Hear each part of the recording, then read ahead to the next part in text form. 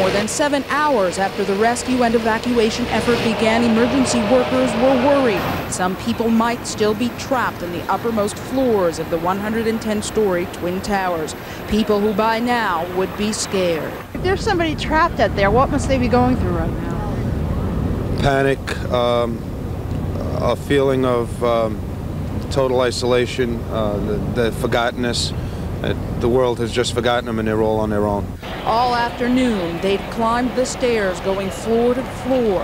Early on, it was a slow process, trying to get thousands of people out through smoke and darkness. We will go every floor, Right. floor by floor. You have a methodical type of, search, and you make certain that you cover every area, and every elevator has to be open. We have to be certain that there's no one in those elevators. The rescue effort was more grisly and difficult down below, near the epicenter of the violent blast. That's where firefighters saw people dead, trapped in their cars, and where they found themselves having to rescue one of their own. We were searching for people, and all of a sudden the floor wasn't there. It fell into a hole, about 60 feet. He's got 2 broken legs, and I hope he's going to be all right.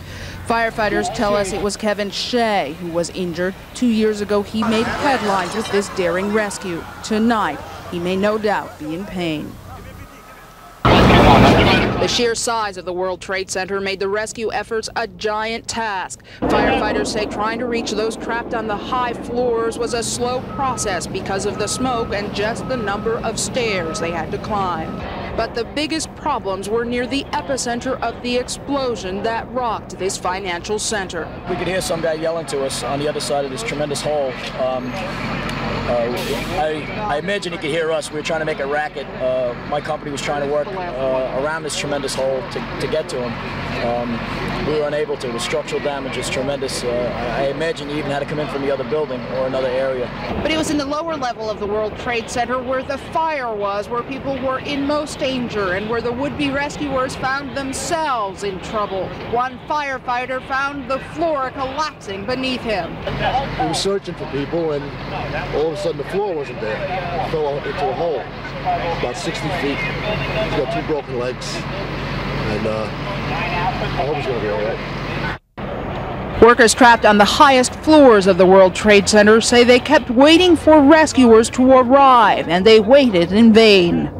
We have people in a wheelchair. We had no help for them at all. Nothing. We're walking down dark, pitch dark, whatever stairways. There's no fresh air at all. We were up there for 2.5 hours. We were pretty much on our own. There was no fire alarm or anything like that up there. Just there was a loud bang and the building kind of shook. And there really wasn't anybody up there. We were on the scene and it was handled professionally. More than 100 floors of stairs and smoke made the rescue slow going on those high floors. One pregnant woman had to be evacuated by helicopter from the roof. But the real horror story here was in the garage level of the World Trade Center. That's where the explosion was, that's where the fire was. That's where firefighters were seriously injured, and they found people dead, trapped in their cars. There was a man still sitting in his car, and you could tell he was dead. And I didn't even get close to him, because as we were getting into that area, our man got hurt, and that's what we were concerned with. But as far as I know, he was dead. At 12:18 p.m., World Trade Center Tower number 1 became a tower of smoke. Hundreds of workers and visitors were first stunned by the sound of the explosion, then attacked by clouds of fumes and debris. I was sitting in my chair, and all of a sudden I just felt an explosion. I flew out of my chair, and they just made us evacuate the building within like 15 minutes. You work at an office on the 25th floor. What did you hear or see? I actually saw the walls shaking. I thought it was an earthquake or something. Like all the computers went off, everything just went off. It sounded like a bomb or a bang or something, or a pop. I can't really explain it. How much smoke was there? There obviously was some because you're covered with it. How much did you see, and to what extent were you nervous about it? We were on the 25th floor and going down till about, I'd say the 10th flight. There wasn't that much smoke. From 10 all the way down to 1, you couldn't really see anything. at all, and it was dark, and people had flashlights, and they just helped everybody out of the building.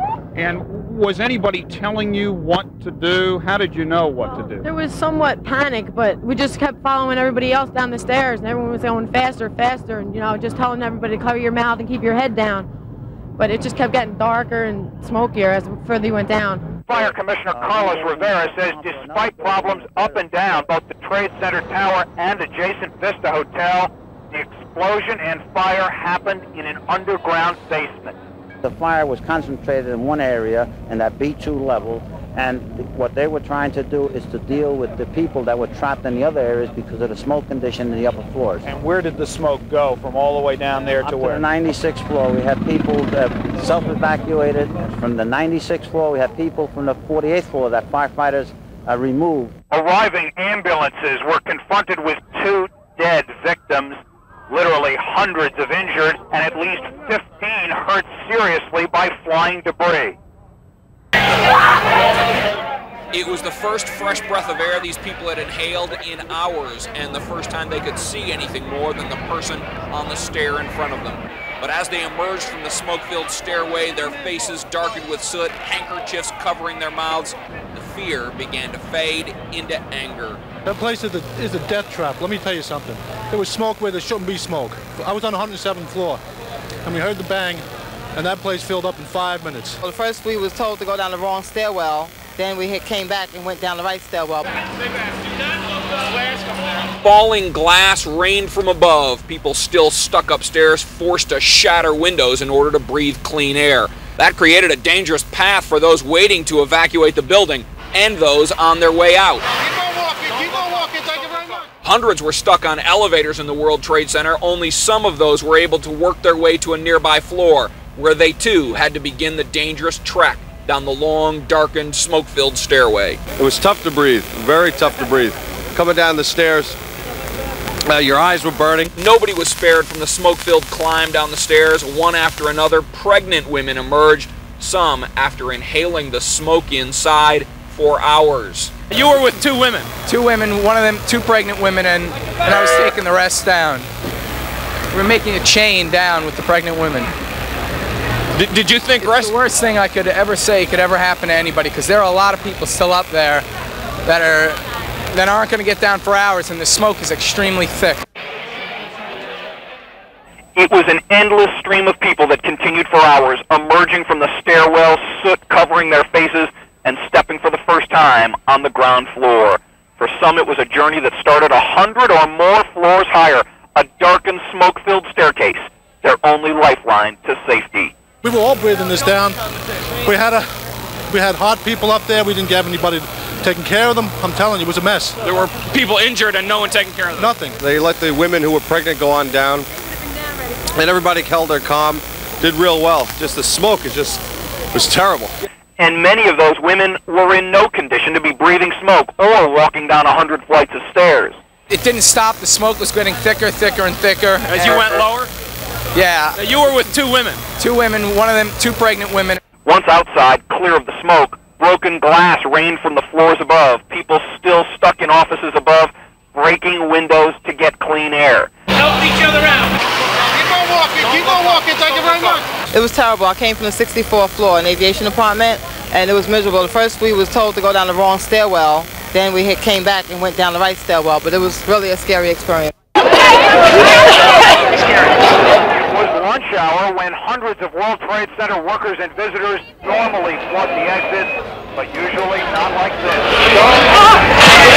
The one building rocked the area, smoke billowed upward at least 96 floors, almost at the top of the tower. We just heard a big bang, the whole building shook. We just started to come down. I actually saw the wall shaking. I thought it was an earthquake or something. Like all the computers went off, everything just went off. It sounded like a bomb or a bang or something, or a pop. I can't really explain it. There was no announcement as far as what to do. We just started tearing down the stairs. The hallways filled up with smoke, and we blew out of there. We put our hand on the shoulder of the person in front of us, and then in an orderly manner we went down the stairs. Everyone did extremely well. Of course, I was in the Dean Witter group, but no one panicked. There was no screaming when the lights went out. and it was very orderly. We went down, it seems like maybe, I don't know, half a dozen flights like this in the pitch blackness until we saw a fireman somewhere around the 30th floor. Everyone was going faster, faster, and just telling everybody to cover your mouth and keep your head down. But it just kept getting darker and smokier as further you went down. Fire Commissioner Carlos Rivera says despite problems up and down both the Trade Center Tower and adjacent Vista Hotel, the explosion and fire happened in an underground basement. The fire was concentrated in one area, in that B2 level, and what they were trying to do is to deal with the people that were trapped in the other areas because of the smoke condition in the upper floors. And where did the smoke go from all the way down there to where? To the 96th floor. We had people self-evacuated from the 96th floor. We had people from the 48th floor that firefighters removed. Arriving ambulances were confronted with 2 dead victims, literally hundreds of injured, and at least 15 hurt seriously by flying debris. Watch out, watch out, watch out!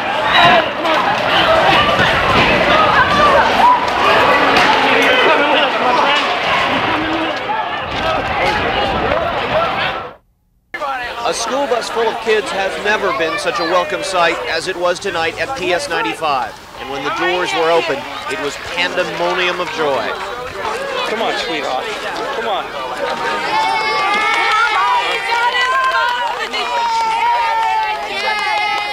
The 2 kindergarten classes were finally home after a day filled with worried parents and frightened kids, some of whom spent 3 hours on the frigid, snowy World Trade Center roof 110 floors above Manhattan before walking the entire way down the stairs. But the other class was trapped in a dark and smoky elevator, unable to let anybody know where they were. It was terrible. We got on it and we got like to about the 70th floor, got stuck, and then it was pitch black. And we was in the dark like for 5 hours. Just you and the kids in the elevator? All the kids. We had 17 kids and 5 adults. Did the smoke get into the elevator? Yeah, we have all the kids with all the smoke all around their nose. We have it in their throats, Did you know what had happened? No. We still don't really know what happened. The kids sang and prayed for 5 hours while the teacher and chaperones became more and more worried that no one would rescue them. Finally, firefighters found them stuck near the 35th floor. And some of the children went up the ladder, just like you see, rescue, whatever. And then we were sent down slowly to the first floor, and the children were counting, and they saw us. We were happy. I was a little scared. What did you do all that time? You were there for 5 hours. You cried. You cried? I cried.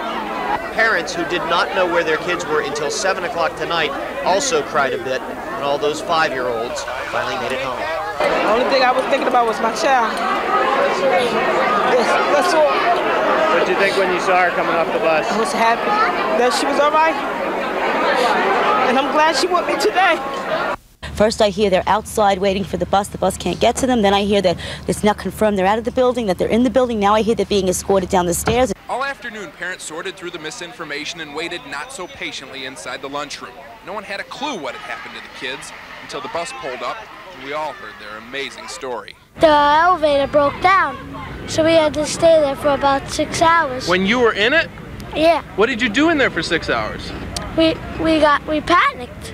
The kids told their parents how they were packed in like sardines, all 50 of them. 3 chaperones and 2 tourists from California in one elevator in pitch darkness. They had cigarette lighters, and on and off they would give us light. And that's all the kids wanted, was a little bit of light. You couldn't see your hand in front of your face. I want a little bit of light, then we shut it off. And thank God that we were able to get the elevator doors open for air. Evelyn says the group prayed, sang songs, cried some tears, but never broke down. The children were so brave, I couldn't believe it. We had some crying jags here and there. We had a couple of kids with asthma. But all in all, they were really unbelievable. Police say the 911 call came in at 2:44. The caller saying there was a bomb inside the Empire State Building. Police began a floor-by-floor evacuation of all 102 floors. At 4:30, people were still coming out of the building. How quickly were people being told to leave the building? Quick. It was pretty quick, actually. You worried at any point that, given what happened at the World Trade Center? I was pretty calm about it. But I got out, yeah. We were having a party night to say goodbye to our clinical director. Sorry, this is heavy. We received notice that we had to evacuate the building immediately, Our food was downstairs. We left the building. Now we have quite a bit of food, which we're going to donate to a shelter. The evacuation proceeded smoothly as people slowly left the building. Few seemed overly worried, but still cautious given the blast earlier at the World Trade Center. Personally, I didn't want to leave, but he made it sound serious enough that especially when he told us about the World Trade Center. So you heeded the warning? Yeah. This is what's left of floor B2. The blast ripped through the garage, knocking down walls and leaving behind a pile of cinder blocks and rubble.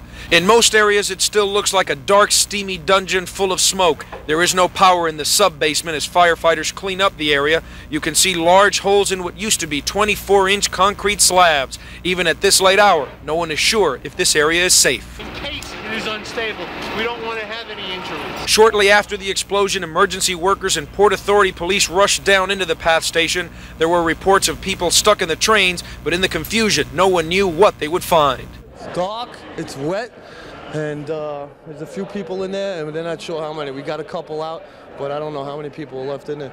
But they're afraid the ceiling's going to collapse again, so everybody's getting out. Officials say the explosion occurred just above the PATH concourse at 5 World Trade. The cinder block walls fell in, and that caused the ceiling above the PATH to collapse. It looked like a bomb exploded. The walls, full cinder blocks were all over the place around the walls.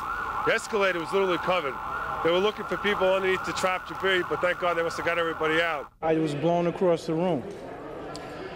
Everything went black, and it felt like a tomb. Then the lights came on, safety lights, so we ran out just trying to find a way out. Since there was no power inside, Jersey City police brought in a generator truck and lights. Cables had to be strung inside. And even as rescue workers were working to find anyone who was injured, they were in danger. This firefighter was injured when the floor below him collapsed. This was supposed to be a pleasant side trip for honeymooners Paul and Melissa Beasley from Jacksonville, Florida. They were on the 107th floor sightseeing when the explosion rocked the building. The couple fled to the roof, where they were trapped for 3 hours. I was very scared. I mean, you hear people, just trying to get down, and, you hear buzzers everywhere, and it was just very scary in the dark. So, I'm just glad I'm alive. Melissa and Paul say that everyone was confused and no one seemed to know what to do. When we were standing on a roof with about 300 people, that's the biggest complaint was they had no way of, nobody knew anything. Nobody knew where to go, what to do, nothing. It wasn't until Paul got a flashlight to lead the group down the stairs that anyone really knew what to do at all. Tonight, they are safe after being treated for smoke inhalation, but they're not very happy with New York City. I hate it. I'll never come back. I'm sorry.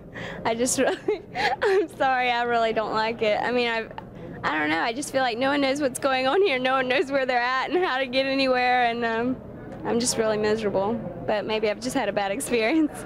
And as Melissa and Paul were trapped on the roof, firefighter Bill Chupa was battling his way through black smoke in the lobby of the building. He says that it was like walking into the twilight zone. It was like an apocalypse, I guess you could say. It was a very heavy, dense smoke situation. We knew there was an explosion of some kind, but we weren't sure where it was. But we did know that there was a hell of a lot of smoke. The lights came back on gradually through the night, as if the giant towers were waking slowly from their worst nightmare. As helicopters continued to ferry rescue workers to the top and victims back down, hundreds of firefighters went floor to floor. The search will continue until we feel certain that there are no other survivors or that there are no other people in the rubble that have trapped or killed. Earlier, as dozens of ambulances arrived to remove the injured, the Emergency Medical Services top boss said paramedics were confronted with literally hundreds of potential patients. It was a chaotic situation with a mixture of people that were on the streets with people who were being evacuated out of the building, so it was hard to assess who was injured, who wasn't, and get that sorted out early on. For those stuck way upstairs, sorting it out was secondary to getting out. We heard a loud bang and the building shook. And that, I mean, the 110-story building, and that shakes. That was scary. We could see there was emergency lighting in the stairway until we got near the 40th floor, and then the lights went out and it was pitch black and you couldn't see it all. And that was the second time when we thought, this is it. With Mayor Dinkins finishing a trip to Japan, the man in charge of rescue operations was First Deputy Mayor Norman Steisel. There's an enormous crater that's been formed, but the explosion was clearly a huge explosion. There's a lot of debris in the crater. It's building materials, it's cars caught on fire that were in the garage. There are mechanical systems, pipes from the steam system were blown up. For hours, fire department investigators have said privately that they have found evidence of an explosive device. But late tonight, police officials who are working with the FBI remain non-committal. In terms of what caused the explosion, we still don't know yet. It is possible, but we can't confirm that because we haven't been down there to see what the actual cause was. We do know that it was a tremendous explosion. Many just couldn't risk the walk down the stairs, and so it took a helicopter to ferry some of the pregnant and infirm from the top of the still smoke-filled World Trade Center to safety. Back on the ground, buses brought them to the medical attention they will need after spending most of the day and much of the night breathing in the smoke. Tell me what you guys been doing up there for the last several hours. Basically sitting around in the dark. Could you not get to a stairway? Actually, we could, but it was too dark to come down. It would have had no access to elevators, power went off, everything was smoky. Rescue workers brought in supplies and oxygen, all still being used to help the injured late into the evening. Firefighters spent the night in a furious door-to-door search throughout the buildings, looking for victims, and they found some, barely conscious in a trapped elevator more than 40 floors up. We're opening up elevators. When we opened up the elevator 1A, there were 10 people laying on the floor. It was amazing. And they were all semi-conscious. The only noise we heard was one woman cry. And they were all in need. We threw our masks on them and called for oxygen. And the last report is a couple of people are still in serious condition. But it was amazing. Our husband and wife said goodbye to each other. Husband and wife team, it was incredible. When we opened the door up, they were all laying there. It was like it was an incredible sight. All the other elevators that we'd open up, the people came running out. The people in this elevator just kind of laid there. They didn't think they were going to come out. Earlier in the day, they streamed from the stairway by the hundreds, the joyful end of a 2-hour journey down the smoke-filled staircase, staggering, coughing, crying in a mix of fear, relief, and anger. That place is a death trap. Let me tell you something. There was smoke where there shouldn't be smoke. I was on the 107th floor, and we heard the bang, and that place filled up in 5 minutes. By nightfall, the emergency room entrance was quiet as downtown hospitals started to get back to normal after treating 184 of the World Trade Center victims. We've treated and released 119 of them, and probably half a dozen or so have been already admitted to the hospital and brought upstairs, and a number of others, probably as many as a dozen more, are very likely to be kept overnight for continued observation. One of the city's smaller hospitals, downtown is closest to the Trade Center, so many of the first victims were brought here as the afternoon wore on and the crisis mounted, most suffering smoke inhalation, all dazed by the experience. 2 Port Authority police were in the lower level of the building where the blast occurred and told a tale of smoke, shock, and confusion. I fell down onto the ground and I noticed next thing I know, a ceiling tile was falling on top of me.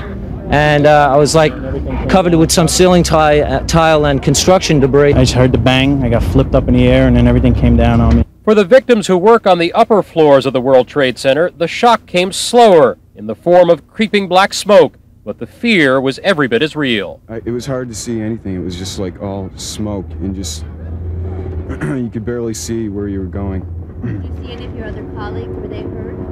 No, just smoke inhalation, but I hope everybody got out all right.